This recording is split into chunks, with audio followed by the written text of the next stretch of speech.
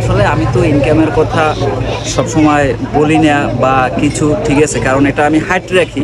আনুমানিক আমাদের একটা ধারণা আসলে এই আনুমানিক বলতে 14 লাখ।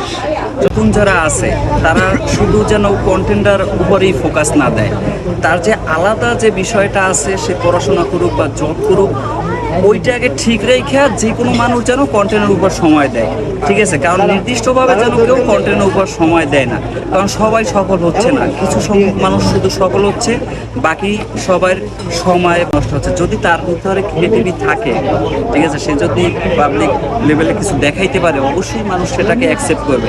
দেখা গেছে কিছু মানুষ শুধু চেষ্টাই করে যাইতেছে কিন্তু সফলতা অর্জন করতে পারতেছে না। আবার কিছু মানুষ দেখা গেছে 1 মাস 2 মাস 6 মাসের ভিতরেও সফলতা পাই যেতে আছে। যদি আপনি দেখেন যে আপনার শুরুটা ভালো, আপনার সামনে আগানো যাবে, তাহলেই আপনি আগাইয়েন। যদি দেখেন যে না ভাই আগানো সম্ভব না, তাহলে আর আগানোর দরকার নেই।